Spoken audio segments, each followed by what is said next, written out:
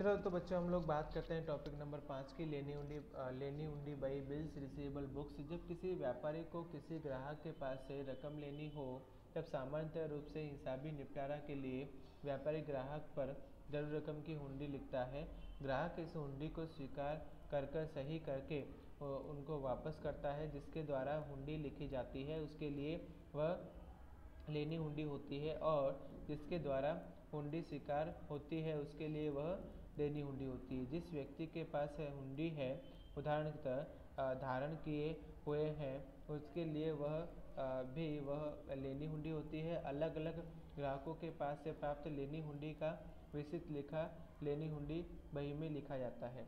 लेनी हुंडी बही का नमूना श्री डैश की लेनी हुंडी बही बिल नंबर, हुंडी लिखने और प्राप्ति की तारीख, स्वीकारकर्ता का नाम, मुद्दत, शर्त, पकने की तारीख, खाता पृष्ठ नंबर, भुगतान का स्थान, रकम और रिमार्क। ऊपर के नमूने में देख सकते हैं कि लेनी हुंडी बही में एक अंतिम खाना रिमार्क रखा जाता है। इस खाने में हुंडी का निकाल या उपयोग किस रीत से हुआ है वह दर्शाया, जैसे कि हुंडी बैंक में भुनवाई तो हुंडी किसी लेनदार को बिक्री प्रस्तावना करके दी वैसा। नेक्स्ट टॉपिक नंबर 6 लेनी हुंडी बही, जिसको बिल्स पेबल्स बुक कहते हैं। आपने देखा कि जिस व्यक्ति द्वारा अन्य कोई व्यक्ति द्वारा उस पर लिखी हुंडी को स्वीकार करते हैं तो वो हुंडी देनी हुंडी गिनी जाती है। अलग अलग व्यापारियों को दी देनी हुंडियों का विगतवार लेखा देनी हुंडी बही में लिखा जाता है। देनी हुंडी बही का नमूना बिल नंबर, हुंडी के स्वीकार का तारीख, लेखक का नाम, हुंडी लिखने की तारीख, मुद्दत, शर्त, पकने की तारीख, खाता पृष्ठ नंबर, रकम, रिमार्क। नेक्स्ट बात करेंगे हम लोग रोकड़ बही की। रोकड़ बही, आपने देखा कि आगे की सहायक बहियों में रोकड़ के व्यवहारों का लेखा नहीं किया जाता। किसी भी संस्था या इकाई के नकद व्यवहारों का लेखा करने के लिए रोकड़ बही तैयार की जाती है। सामान्य रूप से रोकड़ बही के 3 प्रकार होते हैं। साधारण रोकड़ बही, 2 खानों वाली रोकड़ बही और 3 खानों वाली रोकड़ बही।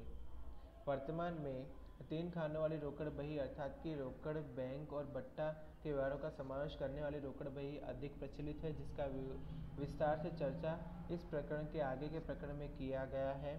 लघु रोकड़ बही का ही एक भाग है। धंधे के प्रतिदिन के फुटकर खर्च जैसे कि स्टेशनरी खर्च, डाक खर्च आदि लिखने के लिए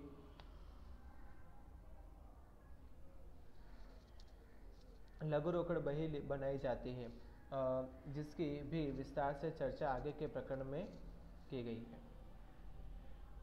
8वां मुख्य रुजनामचा, जिस व्यवहारों का लेखा ऊपर 7 प्रकार की सहायक बहियों में नहीं किया जा सकता उन व्यवहारों को लिखने के लिए मुख्य रुजनामचों का या मुख्य जनरल तैयार किया जाता है। मुख्य रुजनामचे का सामान्य रूप से समायोजन प्रविष्टियाँ, अंतिम प्रविष्टियाँ, खातों के परिवर्तन की प्रविष्टियाँ आदि का समावेश होता है।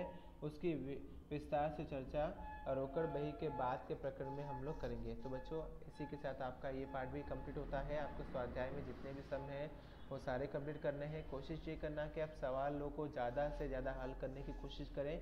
उदाहरण आपके पास है, मैंने वीडियो आपको सेंड किए हैं और आपका खुद का दिमाग बहुत इम्पोर्टेंट है हर किसी चीज़ के लिए। तो मैं आपसे यही आशा रखता हूँ कि आप स्वस्थ रहें और हंसते खेलते रहें और अपनी बुद्धि को पढ़ाई में ही ज़्यादा से ज़्यादा इस्तेमाल करें, ना कि अन्य प्रवृत्तियों में या फिर किसी भी बात को सोचने में या अपना समय व्यर्थ करने में करें। बिकॉज ऑफ आप भी जानते हैं, मैं भी जानता हूँ, भले ही आपके पेरेंट्स या कोई भी आपको ये कहे कि पढ़ने लिखने के बाद सरकारी नौकरी नहीं मिलती, बट बच्चों हर बार सरकारी नौकरी करने वाले अगर होंगे तो फिर हमारे देश का किसान कौन बनेगा, हमको धान कौन देगा, हमारे देश में प्राइवेट सेक्टर में कौन काम करेगा। ठीक है, हर जगह गवर्नमेंट होगी तो फिर प्राइवेट सेक्टर जो है वो बंद हो जाएगा बच्चों। तो इस प्रकार की जो सोच है या फिर जो थॉट है उसको अपने मन से निकालिए और कोशिश कीजिए कि आप घर बैठे आराम से स्वस्थ रह के पढ़ाई करें और बिना किसी काम से बाहर भी ना निकले और अपने पढ़ाई पे ही ज़्यादा से ज़्यादा कंसंट्रेशन करें, या फिर आप अपने माता पिता की हेल्प कीजिए। अगर आपको किसी प्रकार की दिक्कत आ रही है तो माता पिता की मदद करना या फिर किसी भी प्रकार का काम करने में किसी भी प्रकार की शर्म नहीं होनी चाहिए। तो इसी के साथ बच्चों नेक्स्ट वीडियो में मैं मिलूँगा आपसे और अगले वाला जो हमारा पार्ट है, पार्ट नंबर 7 जो रोकड़ बही है उसको एक्सप्लेन करता हूँ। नेक्स्ट वीडियो में मिलता हूँ बच्चों, बाय बाय, टेक केयर।